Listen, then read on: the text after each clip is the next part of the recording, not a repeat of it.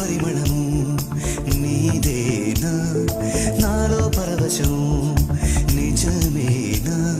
బొండు మల్లి పువ్వు కన్నా తేలికగు నీ సోకు రెండు కళ్ళు మూసుకున్నా లాగు మరి నీ వైపు సొగసును చూసి పాడగా